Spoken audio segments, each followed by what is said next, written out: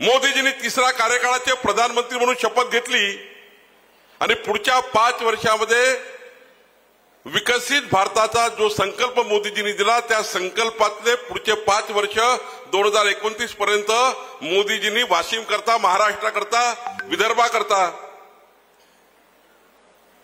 जो विकास कार्याच्या योजना तयार करून ठेवल्या त्या विकास कार्याच्या योजना जर वाशिम मध्ये आणायच्या असतील तर मग महायुतीचं डबल इंजिन सरकार या महाराष्ट्रामध्ये आलं पाहिजे।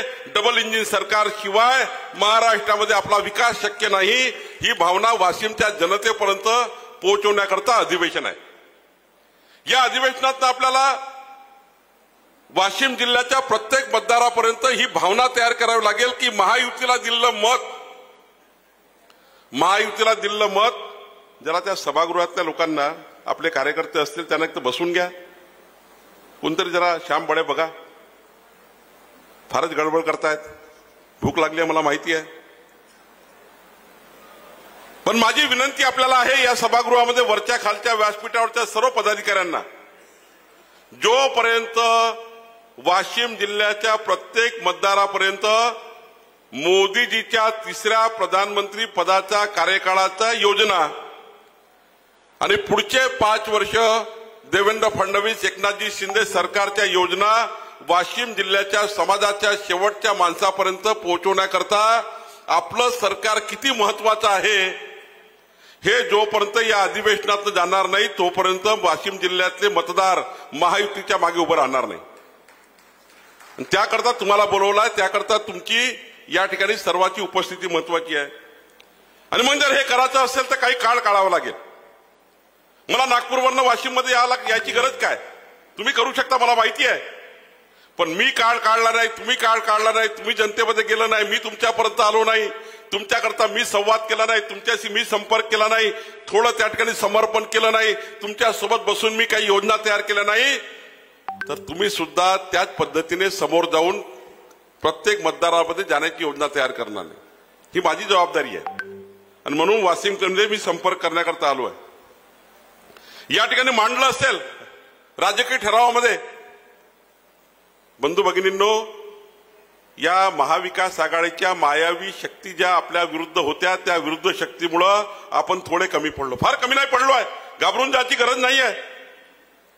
2014 असेल, 2019 असेल, मी सारी आकडेवारी आपल्यासमोर मांडू शकतो, वेळ कमी आहे, पण 2014 पेक्षा 2019 मध्ये आपल्याला जास्त मतं मिळाले, 2019 पेक्षा 2024 मध्ये आपल्याला जास्त मतं मिळाले, 2019 पेक्षा 2024 मध्ये 2.5 लाख जास्त मतं मिळाले, पण आपल्या सीट 23 वरनं 9 झाल्या। महाराष्ट्रामध्ये 23 वरनं 9 खासदार झाले, फक्त 0.3%, म्हणजे भारतीय जनता पार्टी महायुतीला 43.3% मतं मिळाले, 43.3%, आणि महाविकास आघाडीला किती मिळाले, 43.6%, 0.3%। जर आकड्यात सांगायचं असेल तर 2,48,00,000 मतं आपल्याला मिळाले आणि 2,50,00,000 मतं महाविकास आघाडीला मिळाले। 2 लाख मतांनी महाविकास आघाडी 31 वर गेली आणि महायुती ही 17 वर थांबली। 2 लाख मतं, 2 लाख मताचा फरक आहे। आणि तो फरक कशाचा आहे तर मगाशी मी बघत होतो, रणधीर सावरकर मांडत होते की आपल्याला ज्या मायावी शक्तीने आपल्या विरुद्ध त्या ठिकाणी खोट्या प्रचार केला, खोट्या भावना आदिवासी समाजामध्ये निर्माण केल्या, खोटा प्रचार हिंदू दलित समाजामध्ये निर्माण केला, खोटा प्रचार हा मागासवर्गीय समाजामध्ये निर्माण केला। मी तुम्हाला 2 आकडेवारी सांगतो बघा। आपली धुळे लोकसभा आहे ना, सुभाष भामरे आपले माजी संरक्षण मंत्री आहे, 5,147 मतांनी हारले। किती तुम्ही अशी बोला जरा, 5,100, त्या बूथवर 1 मत पाहिजे होतं आपल्याला, 2300 बूथ आहे, 1 मत भेटलं असतं प्रत्येक बूथवर तर धुळे लोकसभा आपण जिंकली असती, 1 मत। पुढे गेलो पंकजाताईकडे, पंकजाताईची निवडणूक आपण 6,585 मतांनी हारलो। किती मतांनी? त्या बूथवर आपल्याला किती मतं पाहिजे होते? प्रत्येक बूथवर किती मतं पाहिजे होते? 2 मतं. घेऊ शकले नसते का 2 मतं प्रत्येक बूथवर? ताई 2 मतं. पुढे गेलो, ज्यांनी कसाबला फाशी दिली असे उज्ज्वल निकम, कसाबला फाशी देण्याकरता ज्यांनी आपलं संपूर्ण आयुष्य खर्च घातलं असे ऍडव्होकेट उज्ज्वल निकम हे 16,000 मतांनी हारले.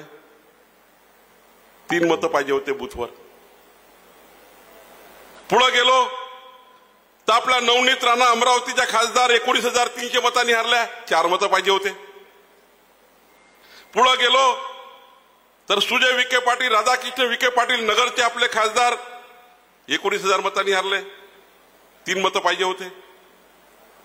मुंबई उत्तर पूर्व मध्ये आपले मिहीर कोटेच्या 29,000 मतांनी हारले. 4 मतं पाहिजे होते. भंडारा गोंदियामध्ये आपले खासदार सुनील मेंढे 35,000 मतांनी हारले. 6 मतं पाहिजे होते. नांदेडचे प्रताप पाटील चिखलीकर 49,000 मतांनी हारले. 7 मतं पाहिजे होते. भिवंडीचे आपले ग्रामविकास मंत्री असलेले कपिल पाटील हे 60,000 मतांनी हारले. 11 मतं पाहिजे होते.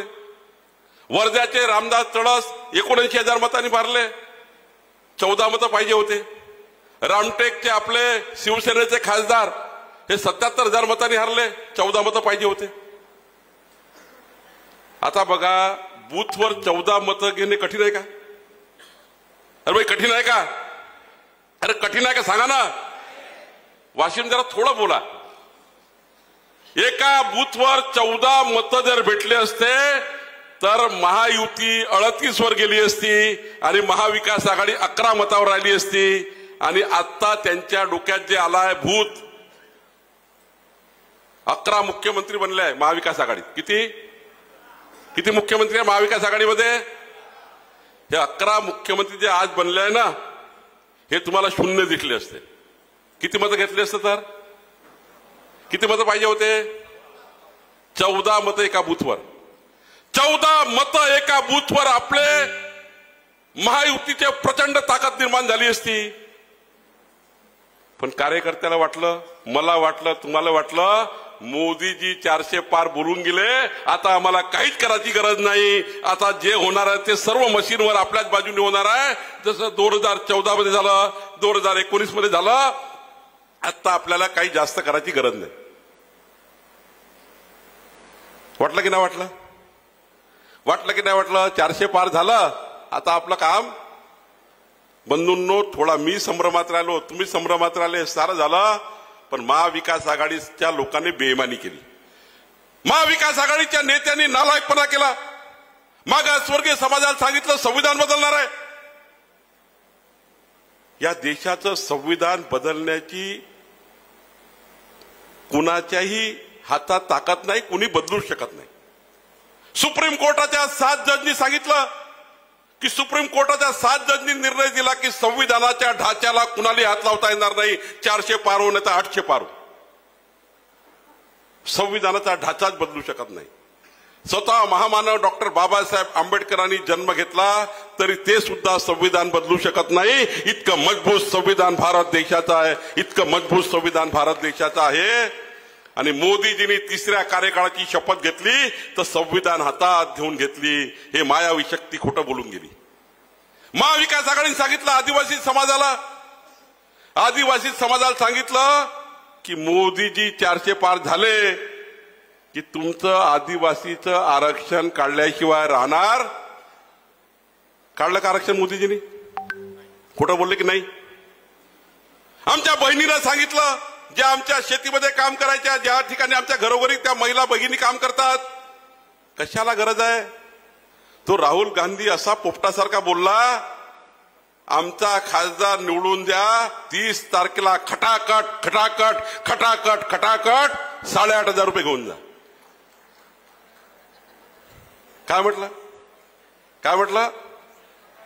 खटाखट खटाखट खटाखट. आले का पैसे 30 तारखेला? आमच्या बहिणीला वाटलं 8,500 भेटत्यानं देऊन टाका मत एकदा यांना महाविकास आघाडीला. खोटारडेपणा केला मित्रांनो. आणि आज आपल्या ठिकाणी या 3ही पक्षांनी एक 4था पक्ष तयार केला जो तुमच्या सोशल मीडियावर आहे. चौथा पक्ष होता हा. एक शरद पवार होते, एक उद्धव ठाकरे होते, एक नाना पटोले काँग्रेस पार्टी, राहुल गांधी होते, चौथी पार्टी होती तुमच्या मोबाईलवरचा सोशल मीडिया. आता पहिला झगडा आपल्याला सुरू करायचा आहे चौथ्या पार्टी सोबत. हे अधिवेशन चौथ्या पार्टीचा झगडा, चौथ्या पार्टीची फाईट. इथनं गेल्यानंतर माझी तुम्हाला सर्वांना विनंती आहे, पहिले आपल्या 24 तासातले 15 मिनिट द्यायचे आहे. ते तुमच्या मी सांगितलं होतं मागच्या वाशिमच्या दौऱ्यामध्ये 51% लढाई लढायची असेल तर मोबाईलवर तुम्हाला पहिले 15 मिनिट द्यावे लागतील. पहिल्या 15 मिनिटामध्ये तो सकाळचा भोंगा टावटाव टावटाव करतो. सकाळी उठून कोण एक सकाळी टावटाव करतो, मग दुपारी एक आमची ताई येते, मग 4 वाजता भलता येते, मग 5 वाजता भलता येते. शरद पवारकडले 3 येते, उद्धव ठाकरेकडले 2 येतात, काँग्रेसकडे 2 येतात. दिवसभर टावटाव करतात, आपलं डोकं खराब करतात की नाही? जनतेचे डोकं खराब करतात, जे नसेल ते करतात आणि अशा गोष्टी बोलतात ज्या गोष्टी कधी झाल्या नाही, होऊ शकत नाही, अशा गोष्टी बोलतात आणि मतदारामध्ये संभ्रम निर्माण करून तुमचे मत खराब करण्याचा प्रयत्न करतात. ज्या देवेंद्रजींनी मागचे 5 वर्ष 14 ते 19 मध्ये देवेंद्रजींनी 5 वर्ष या महाराष्ट्राच्या 14 कोटी जनतेचा विकास करण्याकरता ज्यांनी आपलं संपूर्ण आयुष्य दिलं, मी बघितलं, तुम्ही बघितलाय. महाराष्ट्राच्या इतिहासामध्ये तो सुवर्णकाळ बघितला देवेंद्र फडणवीस सरकारच्या. ज्या सरकारमध्ये मी ऊर्जा मंत्री होतो, पंकजाताई मंत्री होत्या, ते सरकार बघितलं. जे सरकार 18-20 तास जनतेकरता काम करायचं, असं सरकार आपण बघितलं. ज्या सरकारच्या काळामध्ये महाराष्ट्राचं लोड शेडिंग मुक्त झालं, हे सरकार आपण बघितलं. असं सरकार बघितलं. जे समृद्धी महामार्ग तयार करणारं सरकार बघितलं. जे सरकार बघितलं वाशिम जिल्ह्याचा विकास करणारं सरकार बघितलं. आणि त्या देवेंद्र फडणवीसाबद्दल जातीपातीचं राजकारण करून या ठिकाणी या मायावी शक्ती देवेंद्रच्या रोज सकाळी झोपून उठल्या बघा, शरद पवारचे लोक देवेंद्रजी बद्दल, काँग्रेसवाले कुणाबद्दल? अरे सांगा ना जोरात, अरे सांगा ना काय म्हणतात देवेंद्रजी बद्दल. देवेंद्रजींना सकाळपासून संध्याकाळपर्यंत. तिसरे उद्धव ठाकरेवाले, ते तर पिसाळलेच आहे. उद्धव ठाकरेला तर कोणत्या तरी वाशिमच्या एखाद्या मेंटल हॉस्पिटलमध्ये आणून भरती करायची गरज आहे. आहे का हॉस्पिटल इकडे वाशिममध्ये? आहे का हॉस्पिटल? अकोल्यामध्ये आहे का? अरे द्या निमंत्रण, रणधीर भाऊ निमंत्रण द्या.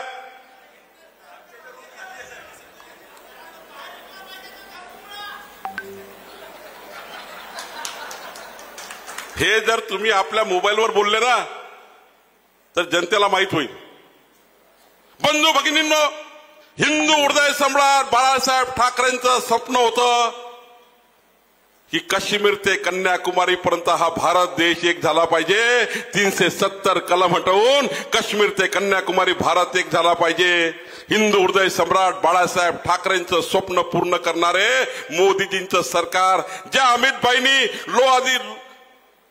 अमित भाईंनी लोह पुरुष म्हणून आपल्या हातात काम घेतलं, मोदींच्या सरकारमध्ये, मोदींच्या नेतृत्वामध्ये अखंड भारत एक केला. 370 कलम म्हटलं. त्या अमित भाई बद्दल काय म्हटलं? उद्धव ठाकरे, या वाशिमचे जनता तुम्हाला सोडणार नाही. राष्ट्रभक्ती, राष्ट्रप्रेम अमित भाई मध्ये आहे आणि तुमच्यामध्ये औरंगजेबी वृत्ती आहे. तुम्ही औरंगजेबी वृत्ती आहे. तुमच्या परभणीच्या खासदारामध्ये पाकिस्तानचे झेंडे फडकले. तुमच्या परभणीच्या खासदाराच्या निवडणुकीत निवडून आल्यानंतर जर कुणाचे झेंडे होते तर मशालच्या बाजूला पाकिस्तानचा झेंडा होता, पाकिस्तानचा झेंडा होता. अरे नाशिकच्या वाजेच्या निवडणुकीच्या उमेदवारीच्या निवडून आल्यानंतर याच्याकरता लोकांनी मत दिले होते. नाशिकच्या मिरवणुकीमध्ये पाकिस्तानचा झेंडा, परभणीच्या निवडणुकीमध्ये पाकिस्तानचा झेंडा, उस्मानाबादच्या मिरवणुकीमध्ये पाकिस्तानचा झेंडा. हे तुम्ही सहन करणार आहे का? अरे जोरात सांगा, तुम्ही सहन करणार आहे का? कुठं जाईल हा महाराष्ट्र? बंधूंनो, म्हणून मी तुमच्याशी बोलून आलो आहे की तुम्ही उद्यापासून जर काही करायचं असेल तर पहिले 15 मिनिट या साऱ्या नेत्यांना आपल्याला आपल्या सोशल मीडियातून उत्तर द्यायचे आहे. मी आज सकाळी वाशिमला येता येता बळेजी तुमच्या जिल्ह्याचा सोशल मीडिया बघत होतो. काही गरज नाही एवढे पोस्टर लावायची हो राजू पाटील. कोणी पोस्टर वारमध्ये जाऊ नका. जर काही करायचं असेल ना तर आपापले सोशल मीडिया एवढे स्ट्रॉंग करा, थोड्या व्यवस्था उभ्या करा. या सर्व सकाळपासून संध्याकाळपर्यंत बोलणाऱ्या नालायकाच्या विरोधात ह्याच्या शक्ती उभ्या झाल्या ना, मायावी शक्ती आपल्या विरुद्ध. याबद्दलचं काहीतरी योजना अशी करा की वाशिमच्या जिल्ह्याच्या जनतेला खरं कळेल. हा खोटारडेपणा पुढच्या काळात विधानसभा निवडणुकीत मी दाव्याने सांगतो तुम्हाला. मी दाव्याने सांगतो, जसं लोकसभेच्या निवडणुकीमध्ये यांनी खोटारडेपणा केला तसाच खोटारडेपणा तुमच्या विधानसभेच्या निवडणुकीमध्ये करतील. मी दाव्याने सांगतो तुम्हाला. तुम्हाला आतापासून यांचा बंदोबस्त लावा लागणार आहे. आपल्या आपल्या सोशल मीडियावरनं यांना झोडपून काढायला लागणार आहे. चांगली दवाई द्यायला लागणार आहे. दवाई तयार करायला लागणार आहे. वाशिममध्ये खोटं बोलतील, वाशिममध्ये आपल्या आपल्या उमेदवाराच्या विरुद्ध काही काही गोष्टी तयार करतील, आपल्या उमेदवाराच्या बद्दल संभ्रम निर्माण करतील, आपल्या उमेदवाराबद्दल कार्यकर्त्यामध्ये संभ्रम टाकतील, जनतेमध्ये संभ्रम टाकतील. त्याची व्यवस्था तर उभी केली पाहिजे. आणि हे लक्षात ठेवलं पाहिजे वाशिममध्ये की किती तुम्ही डेप्युटेशन आणा तिकीटचे, त्यांनी तिकीट मिळणार नाही डेप्युटेशन घेऊन आल्यानंतर. रणधीर भाऊ, आपल्या पक्षाने ठरवलाय 50 लोक याला तिकीट द्या, 50 लोक त्याला तिकीट द्या आणि 50 लोक त्याला तिकीट द्या. जे तिकिटासाठी डेप्युटेशन घेऊन जातील त्यांचा श्यामबळे पदाधिकार कमी करून टाकायचा. आपल्या पार्टीमध्ये ही पद्धत नाहीये. हे आपला कागद तयार करते 5 वर्षाचे आणि बघा म्हणते माझं चमकोगिरी बंद करायची आपल्याला पार्टीमध्ये.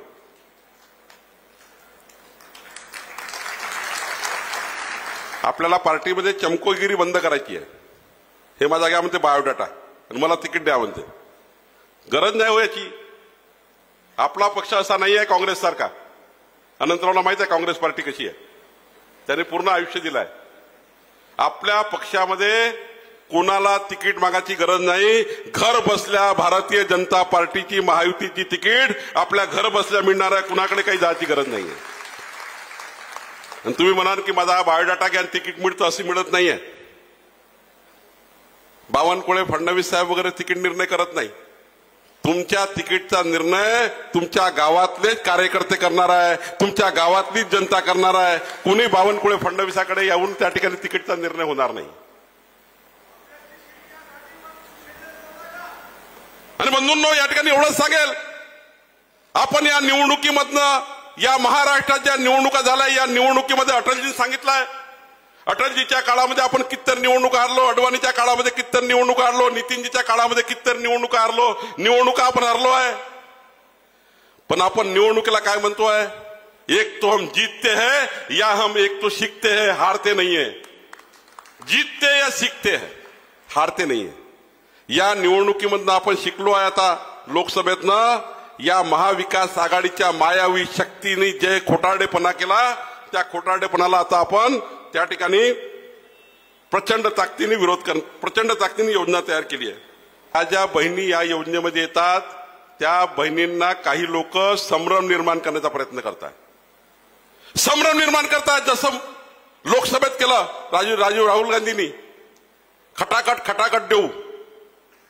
आता ते संभ्रम तयार करतात आहे की ही योजना, काल तो आमचा एक अनिल देशमुखने एक पोस्टर छापलं, ही योजना 3 महिन्याकरता आहे, ही योजना 4 महिन्याकरता आहे. हे पुन्हा सांगतील. तुम्हाला मी वाशिमला सांगायला आलो आहे. हे खोटारडे सांगतील शिंदे फडणवीस सरकारने रणधीर सावरकरला माहिती आहे, तुम्हाला माहिती असलं पाहिजे की जोपर्यंत या महाराष्ट्रामध्ये महायुतीचं सरकार आहे आणि जोपर्यंत सरकार राहणार आहे तोपर्यंत मुख्यमंत्री माझी लाडकी बहिणा योजना सुरू राहणार आहे। आणि आता सरकारला विनंती केली आहे, तुम्ही जेवढे फॉर्म भरले आणि जेवढे फॉर्म आले, जेवढे या योजनेत बसतात त्या सर्वांना येणाऱ्या राखीमध्ये आपल्याला 2 महिन्याचे 3000 रुपये या राखीला जमा करायला लावायचे। मुख्यमंत्र्यांनी देवेंद्रजींनी मान्य केलं, अजित पवारांनी मान्य केलं, येणाऱ्या राखीच्या कार्यक्रमामध्ये आमच्या बहिणीचं रक्षाबंधन मुख्यमंत्री माझी लाडकी बहीण योजनेमध्ये 3000 देऊन झालं पाहिजे। पण ज्या दिवशी 3000 रुपये जातील त्या महिलांची यादी वाशिम जिल्ह्याची तुमच्याकडे खासदार साहेबाकडे आणि आपल्या अध्यक्षाकडे येणार आहे। श्याम बळे आणि आपल्या सर्व मंडळाच्या प्रभाऱ्यांना माझी विनंती आहे की ज्या दिवशी तुमच्याकडे यादी येईल त्या दिवशी आमच्या सर्व मुख्यमंत्री माझी लाडकी बहिणांच्या घरी जाऊन एक छोटीशी पोथी त्या बहिणीच्या हातनं भाजपच्या कार्यकर्त्यांनी बांधून घेतली पाहिजे, कारण आपण त्यांना माझी लाडकी बहीण म्हटलं आहे। मग करणार आहे का नाही करणार आहे तुम्ही? अरे भाई करणार आहे का नाही करणार आहे? वाशिम मध्ये माझ्या बहिणीच्या हातनं राखी बांधून घेणार की नाही भाऊ सर्व? कारण आपण 3000 रुपये त्यांच्या महिला उपकार करत नाहीये, आपण त्यांच्या महिलांच्या बहिणींच्या घरामध्ये आपण एक पुढच्या विकासाची ज्योत लावण्याकरता चाललो आहे। आणि मी विनंती केली आहे दुसरी, येणाऱ्या दिवाळीच्या भाऊबीजेच्या दिवशी म्हणजे आता जुलैपर्यंत जे फॉर्म आले ते तर 2 महिन्याचे मिळणारच। समजा सप्टेंबर मध्ये फॉर्म आले त्यांचेही जुलैमध्ये पैसे सप्टेंबरचे पैसे द्यायला लावले आपण, ते फॉर्म थोडे उशिरा गेले तरी काही फरक पडणार नाहीये। लोक आता फॉर्म भरा लागले। सप्टेंबर महिन्यापर्यंत जरी फॉर्म भरले तरी फडणवीस सरकार एकनाथजी सरकारचं 2 महिन्याचे पैसे भाऊबीजेला याला राखीला मिळणारच आहे। पण पुढे जाऊन मी सांगितलं जरी फॉर्म उशिरा भरला असेल तरी भाऊबीजेला मात्र 4 महिन्याचे पैसे भाऊबीजेच्या दिवशी आमच्या बहिणीला दिले पाहिजे, याची योजना एकनाथ शिंदे सरकारने केली आहे। 45,000 कोटी रुपये एकनाथ शिंदे सरकारने बाजूला काढून ठेवले, मार्च पर्यंत पैसे काढून ठेवले, कारण मार्च पर्यंत बजेट असतं, पुन्हा एप्रिल मध्ये नवीन सरकारचे पैसे द्यावे लागतात। या सरकारचे पैसे मार्च पर्यंत पुढच्या मार्च 2025 पर्यंत 45,000 कोटी रुपये सरकारने बाजूला काढून ठेवले आणि पुढे आपलं सरकार आल्यानंतर पुन्हा 45,000 कोटी रुपये। काल एक काँग्रेसचा नेता हायकोर्टात गेला, एक काँग्रेसचा नेता हायकोर्टात गेला आणि त्यांनी सांगितलं की या योजनाची गरज नाही, हे पैसे लोकांचे, हे पैसे सरकारचे खर्च करताय। मुख्यमंत्री लाडली बहिणाला 45,000 कोटी रुपयाच्या विरोधात एक काँग्रेसचा नेता हायकोर्टमध्ये गेला। मी तुम्हाला कॉपी देतो, काँग्रेसचा पदाधिकारी आहे। 45,000 कोटी सरकारचे खर्च करताय म्हणून मला तुम्हाला विचारायचं आहे, या काँग्रेसचा नेता आता तुम्हाला मत मागायला येईल की नाही येणार आहे? हे काँग्रेसचे लोक विधानसभेत मत मागायला येणार की नाही येणार? अरे भाई सांगा ना, येणार की नाही येणार आहे? मग त्यांना तुम्हाला दाखवायची हायकोर्टाची कॉपी, त्या माझ्या मुख्यमंत्री लाडली बहिणीच्या घरी ही कॉपी असली पाहिजे हायकोर्टाची। मी ते घेऊन आलो आहे की तुम्ही आमच्या बहिणीच्या विरोधात, आमच्या मुख्यमंत्री माझी बहिणाच्या विरोधात हायकोर्टमध्ये गेले आणि आता तुम्ही मत मागायला आले। ही कॉपी आपल्याला त्या बहिणीला दाखवायची आहे आणि मग काय कराल? मत मागायला आल्यावर थोडंसं विचारा तुम्हाला काय करणार आहे? तुम्ही आपल्या बहिणीकडे जाऊन काय सांगणार आहे? काँग्रेसला मत देणं म्हणजे मुख्यमंत्री माझी लाडकी बहिणा योजना बंद करणे। सांगणार की नाही सांगणार? अरे भाई सांगणार की नाही सांगणार आहे? मी तुम्हाला दाव्याने सांगतो, जेव्हा मोदीचं सरकार होतं, उद्धव ठाकरे मुख्यमंत्री होते, 15 योजना मोदी सरकारच्या बंद उद्धव ठाकरेंनी केल्या होत्या। उद्धव ठाकरे 2.5 वर्ष मंत्रालयात आले नाही, उद्धव ठाकरेच्या खिशात 2.5 वर्ष पेन होता नाही, उद्धव ठाकरेच्या खिशामध्ये 2.5 वर्ष उद्धव ठाकरेंनी 15 योजना बंद केल्या। रणधीर सावरकर ओरडायचे, मी ओरडायचो, विधानमंडळात उद्धव ठाकरे यायचे नाही, मंत्रालयात यायचे नाही, मोदी सरकारच्या योजना बंद केल्या। आणि मी तुम्हाला दाव्याने सांगतो, आता जर चुकीचं एक मत वाशिम जिल्ह्यातलं जर या काँग्रेस आणि महाविकास आघाडीला गेलं तर मुख्यमंत्री माझी बहिणा योजना बंद केल्याशिवाय राहणार नाही। कारण ते हायकोर्टात गेले, हायकोर्टामध्ये गेले. मला काल पत्रकारांनी विचारलं तुमचं म्हणणं काय. मी सांगितलं यांच्या बापाचे पैसे नाही आहे, हे सरकारचे पैसे आहे आणि आयुष्यभर ही माजी मुख्यमंत्री लाडली बहिणा योजना सुरू राहिली पाहिजे. यांच्या बापाचे पैसे आहे का? दिले पाहिजे की नाही दिले पाहिजे? तुम्ही सांगा, वाशीमध्ये दिले पाहिजे की नाही दिले पाहिजे? अरे भाई सांगा, दिले पाहिजे की नाही दिले पाहिजे? म्हणून मी तुम्हाला सांगतो, काल देवेंद्रजींनी सांगितलं, मी देवेंद्रजींचं या सभागृहामध्ये एकदा अभिनंदन केलं पाहिजे, अभिनंदनाचा ठराव पारित केला पाहिजे. अनेक वर्षापासून वाशिम जिल्ह्याची मागणी होती, विदर्भाची होती, महाराष्ट्राची होती की शेतकऱ्याला मोफत वीज दिली पाहिजे, शेतकऱ्याला कोणतंही विजेचं बिल जाऊ नये आणि जुने विजेचे बिल रद्द केले पाहिजे. ही मागणी होती की नाही होती? अरे भाई मागणी होती की नाही होती? जरा जोरात सांगा, होती की नाही होती? आता देवेंद्रजी आणि एकनाथ शिंदे सरकारने निर्णय घेतला, एकही रुपयाचं बिल तुम्हाला येणार नाही आणि मागचं बिल सरकार मागणार नाही. पण दोन्ही हात वर करून काही अभिनंदन करा की नाही कराल? चला अभिनंदन ठराव करू आपण सरकारचा. अभिनंदनाचा ठराव करणार आहे की नाही? केला ना? आता कशाकरता केला आपण? कशाकरता केला ठराव? शेतकऱ्याला कधी इलेक्ट्रिकचं बिल येऊ नये याकरता देवेंद्रजींनी जी योजना केली आहे, मी ऊर्जा मंत्री असतानापासून सुरू झाली, पण माननीय देवेंद्रजींनी निर्णय घेतला एकही रुपयाचं बिल येणार नाही. तुमच्या सभागृहातल्या पदाधिकाऱ्याकडनं माझी विनंती आहे, राजेंद्र पाटणी असताना हजारो विजेचे कनेक्शन विजयराव या आपण दिले, तुम्ही दिले, सर्वांनी दिले, व्यासपीठाने दिले, तुम्ही दिले. आता मला तुमच्याकडनं अपेक्षा आहे पुढच्या महिनाभराच्या आतमध्ये त्या सर्व शेतकऱ्याला जाऊन भेटायचं आणि त्यांचं अभिनंदन करायचं. तुमचं विजेचं बिल माफ झालं आहे, तुमचं अभिनंदन करणार की नाही करणार? अरे करणार आहे की नाही करणार आहे? मी पहिलं सांगितलं, पहिलं काय सांगितलं? रक्षाबंधनाला काय करायचं आणि इलेक्ट्रिक बिल ज्याचं माफ झालं त्या शेतकऱ्यांना पुष्पगुच्छ देऊन यायचं. काय करायचं? या अधिवेशनात तुम्हाला याच्याकरता बोलवलाय, जेवणाकरता नाही बोलवलाय. आणि तिसरं, ज्या मायावी शक्तीने आपल्याला खोटं बोलून 15 मतांनी आपल्या 12 सीट पाडल्या. किती सीट पाडल्या? आता वाशिम जिल्ह्याने बदला घेणार की नाही घेणार? पुढच्या 30 तारखेपर्यंत मतदार नोंदणी अभियान आहे. मी तुम्हाला विनंती करायला आलो का, इथनं गेल्यानंतर 18 वर्षाचा जो पोरगा आहे 1 जुलै 2024ला 18 वर्ष होणार. काल निवडणूक आयोगाकडे आम्ही तक्रार केली, 1 जुलै 2024ला 18 वर्ष होणारा सर्व मुलांना विधानसभेमध्ये मतदान करता आलं पाहिजे आणि येणाऱ्या जिल्हा परिषद, पंचायत समितीने, नगरपालिकेमध्ये. मी तुम्हाला सांगितलं आहे, डिसेंबर, जानेवारी, फरवरीमध्ये तुमच्या निवडणूक आहे. जी मतदार यादी तुम्ही आता वापरणार आहे विधानसभेला, त्याच मतदार यादीवर तुमच्या निवडणूक आहे, तुमच्या भविष्याच्या निवडणूक आहे. कुणाला तरी नगराध्यक्ष व्हायचा आहे, नगरसेवक व्हायचा आहे, जिल्हा परिषदमध्ये जायचं आहे, पंचायत समितीमध्ये जायचं आहे, त्याची यादी विधानसभेची राहणार आहे. या 30 दिवसात जेवढे मतं तुम्ही टाकून द्याल तेवढे मतं तुम्हाला मिळणार आहे. निवडणूक आयोगाने कार्यक्रम दिलाय. मी तुम्हाला अध्यक्ष म्हणून विनंती करायला आलो आहे की या ठिकाणी बसलेला एक एक नेता, या ठिकाणी तिकडला बसलेला, इकडे बसलेला शांबळे, मंडळाचा पदाधिकारी, बूथचा अध्यक्ष, शक्ती केंद्र प्रमुख, सुपर वॉरियर, सर्वांचे नाव मला पाठवा. 30 दिवसामध्ये कोणी कोणी नोंदणी केली, 15 मतं वाढवले, 20 मतं वाढवले, त्यांच्या नावासहित यादी मला पाहिजे. मला त्या पदाधिकाऱ्याचा सत्कार करायचा आहे भगवा फडकल्यावर, विधानसभेचा भगवा फडकल्यावर.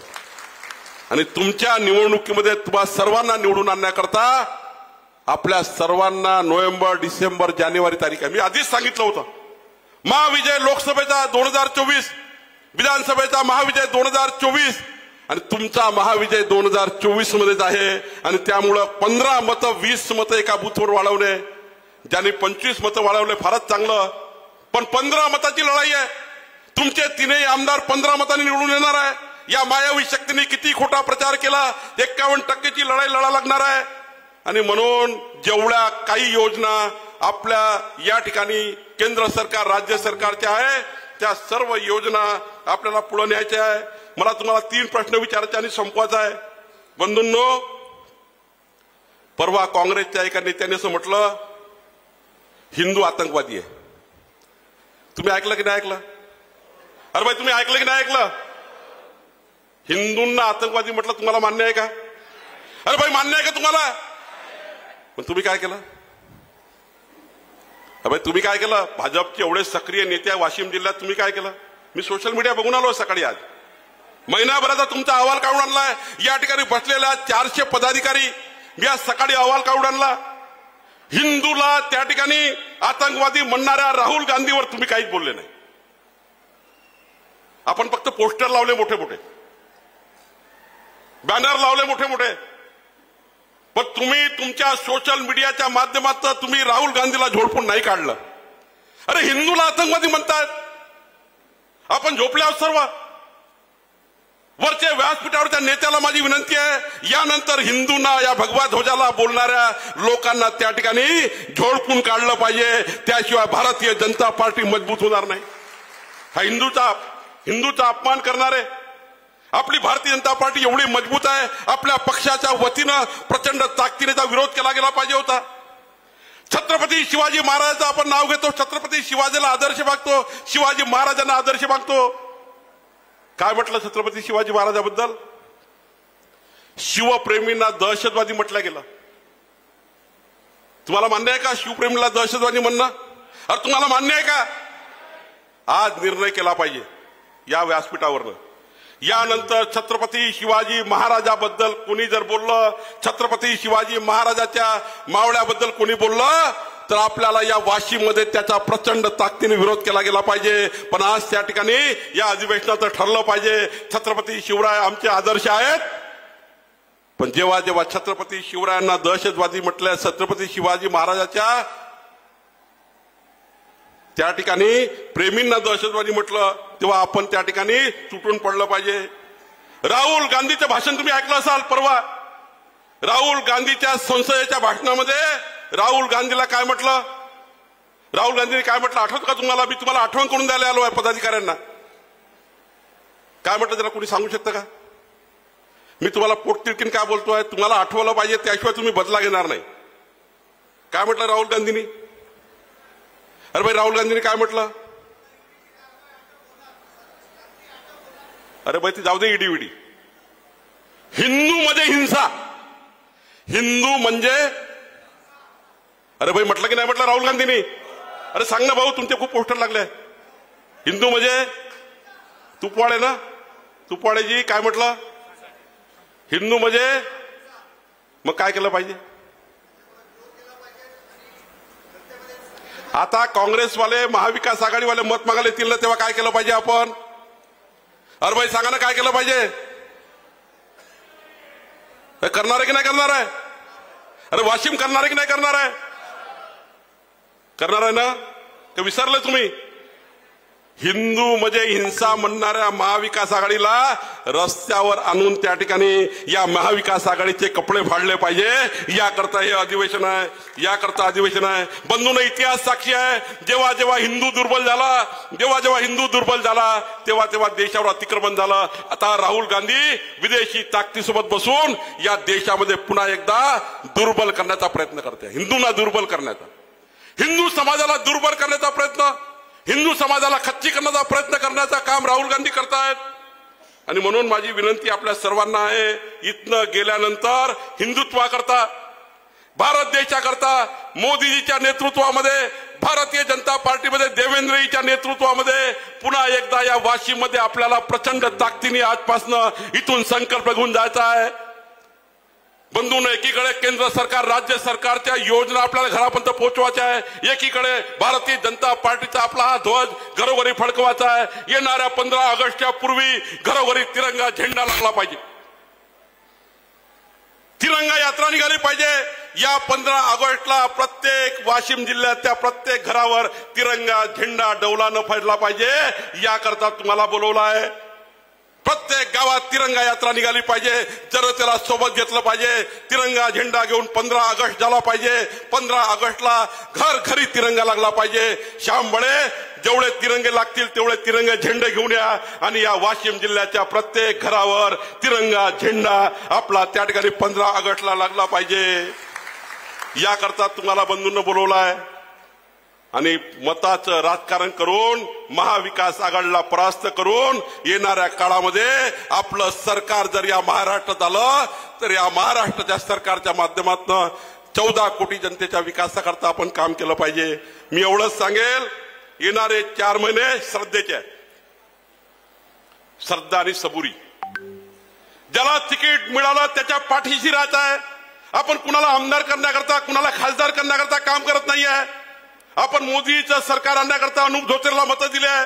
उद्या माझी व्यासपीठाला विनंती आहे, अरे कोणी आमदार खासदार बनेल याच्याकरता आपण काम करत नाही. आमदार खासदार बनणे आपलं काही साध्य नाही आहे. पण ज्याला पक्ष तिकीट देईल त्याला 51% मतं घेऊन निवडून आणण्याचं काम या अधिवेशनाचं आहे. या अधिवेशनाचं आहे. बंधूंनो, कुणी तिकिटाकरता धावपळ करू नका. अरे धावपळ करायची असेल तर महाविकास आघाडीला परास्त करण्याकरता करा. हिंदूला हिंसक म्हणणाऱ्या राहुल गांधीला परास्त करण्याकरता करा. इथून गेल्यानंतर तिकिटाचं भूत काढून टाका. एकच काम करा, भगवा ध्वज फडकला तर आपल्या वाशिम जिल्ह्याचं भलं आहे. आणि महाविकास आघाडी आली तर वाशिम जिल्ह्याला बर्बाद केल्याशिवाय राहणार नाही. हा या ठिकाणी आपल्याला संकल्प घेऊन जायचा आहे. आपण संकल्पाकरता काम करणारे आहोत. आणि म्हणून जेव्हा आपण श्रद्धेच्या गोष्टी करतो, पक्षावर श्रद्धा ठेवा, पक्षाला आईसारखं माना. आणि जेव्हा पक्ष आईसारखा असतो तेव्हा पक्षामध्ये विद्रोह करणे, पक्षासोबत बेईमानी करणे. मागच्या वेळी रणधीरला माहित आहे, मी 15-20 वर्ष आमदार आहे, पण मला 2:45 वाजता सांगितलं पक्षाने लढायचं नाही. जी तिकीट दिली तो निवडून आला आमदार. ही भावना ठेवा आपल्यावर. व्यासपीठाला माझी विनंती आहे, या अधिवेशनाचं काही घेऊन जायचं असेल तर स्वर्गीय राजेंद्र पाटणींनी या पार्टी करता काय केल्याचा विचार करून जा. इथून जाताना नाही तर काही लोक आहे ना, मला तर काही वाईट वाटतं, सांगते मला काय भेटलं, याला काय भेटलं, त्याला काय भेटलं, मी कशासाठी काम करू. हा दुपट्टा तुमच्या खांद्यावर आहे ना, हा राष्ट्र निर्माणाचा दुपट्टा आहे. कुणाला काय भेटलं याच्याकरता मित्रांनो काम करायचं नाही आहे. या देशाच्या विकसित भारताकरता काम करायचं आहे. आणि म्हणून मी सांगतो की इथनं गेल्यानंतर आपण सर्वांनी 3 काम सांगितले. मी तुम्हाला काय काय सांगितलं जरा जोरात सांगा. मी याच्याकरता आलो, काय त्याच्याकरता आलो आहे. पहिलं काम काय, पहिलं काम, दुसरं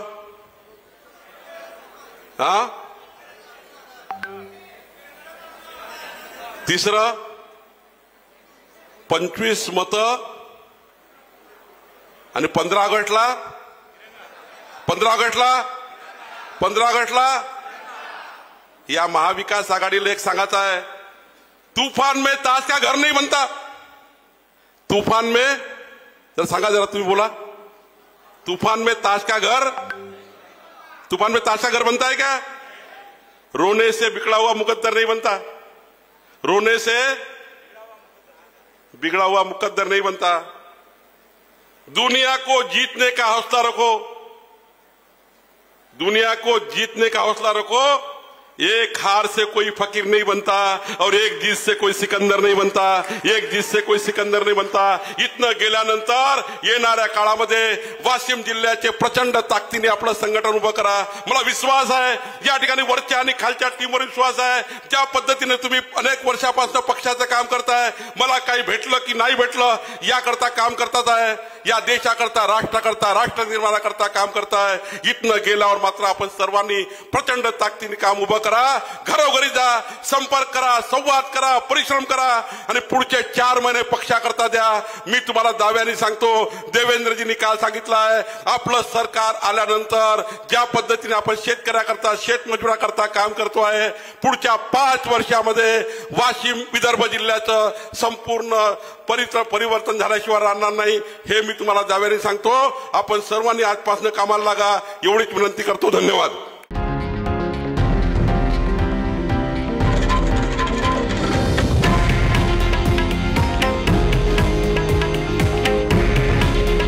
हे आहे देशातील नंबर 1 न्यूज नेटवर्क आणि आपण पाहत आहात TV9 मराठी. काळजी तुमची, हित महाराष्ट्राचं.